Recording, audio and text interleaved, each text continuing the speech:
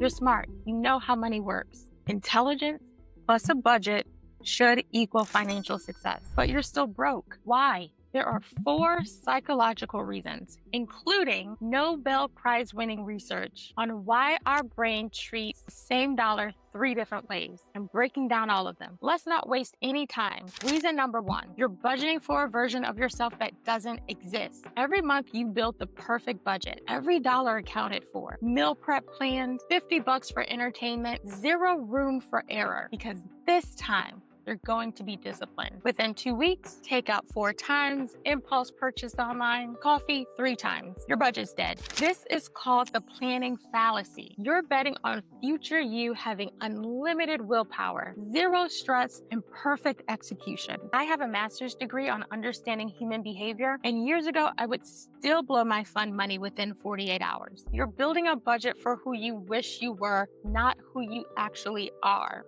And every time it fails, you blame yourself instead of the budget. So stop doing that. Here's what you do instead. Open your bank account right now. Look at the last 30 days. How many times did you actually eat out? How much did you actually spend on random purchases? That's your baseline. That's the reality. Your budget starts there, not at 0. If you ordered takeout 8 times last month, don't budget for 0 this month. Budget for 6. Give yourself room to adjust. If your budget requires you to become a completely different person overnight, it's over before you start. Reason number 2, your brain treats the same dollar 3 different ways. In 2017, Richard Thaler won the Nobel Prize in economics for proving that humans don't treat money rationally. We create mental accounts, arbitrary categories, and we refuse to move money between them even when the math says we should. Let me tell you what this looks like and what it's costing you. I work with clients on money psychology. One of them, we'll call her Sarah, had $30,000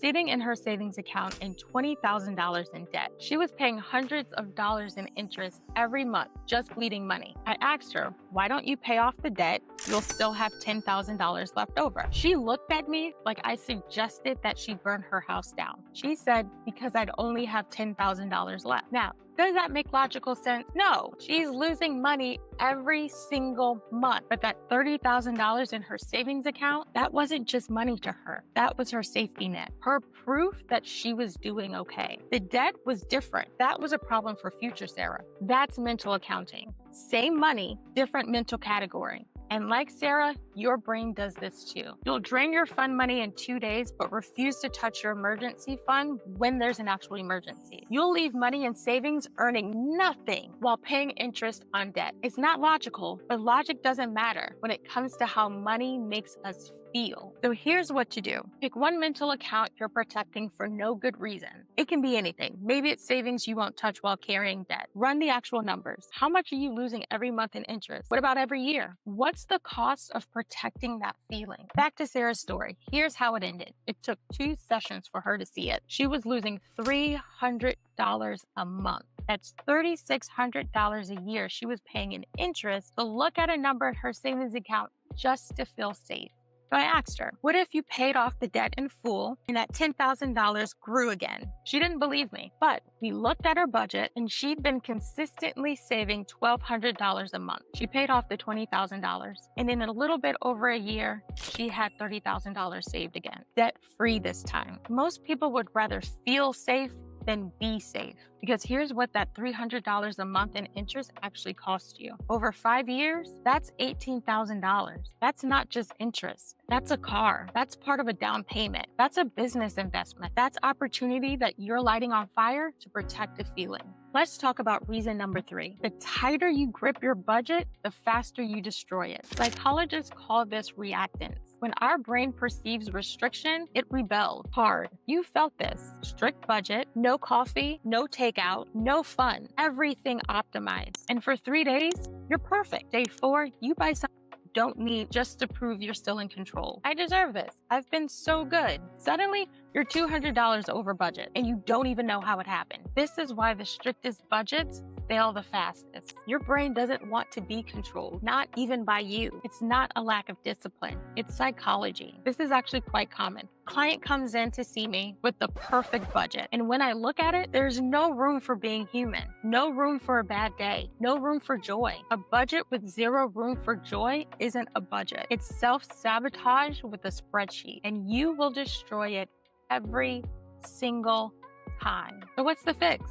Stop trying to be perfect. Build joy into the budget on purpose. If you love coffee, budget for coffee. If you need takeout once a week to stay sane, budget for it. Stop pretending you're going to be someone you're not. Most people think a good budget means saying no to everything. That's not a budget. That's a punishment. And you can't punish yourself into financial security. How many First Start Mondays have you had? Every time you blow up your budget and restart, you're not just losing that month. You're losing momentum. You're losing compound growth. You're losing time you can't get back. And reason number 4 is why this keeps happening. And it's the one most people never fix. Reason number 4, you think discipline is the answer. It's not. Willpower is a finite resource. Every decision you make throughout the day drains it. By hour 8, you're running on empty. And that's when you overspend. Not because you're undisciplined, but because you're exhausted. Smart people think that they can logic their way through this. I'll just be more disciplined. I'll track every expense. I'll make better choices. But willpower runs out. So what actually works?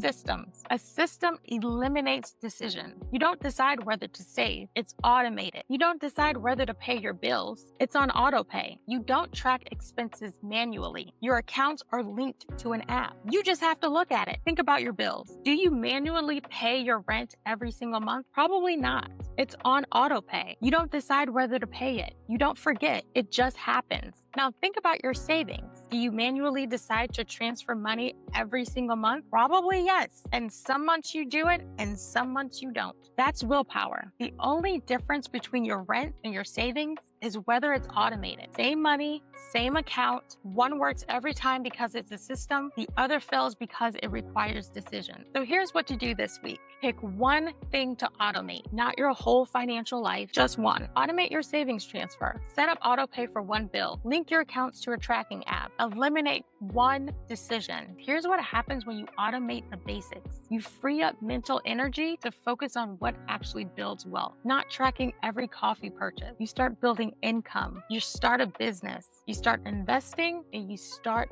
growing your money. Most people will spend years cycling through the same 4 patterns. Budgeting for perfect them, protecting feelings over money, restricting until they explode, and betting on discipline that they don't have. We're not doing that. We saw the patterns and we built the systems. And you can do the same. Or will you keep trying to discipline your way to financial security while the rest of us are already building wealth? Don't be smart about money. Be honest about money. That's when everything changes. If you want to see what this actually looks like, how we built a system that survived a job loss without any panic, go watch my last video. I break down exactly what we did and why it worked. Leave a comment below and tell me which of these reasons are killing your budget right now. I want to know which one you're dealing with so that I can encourage you.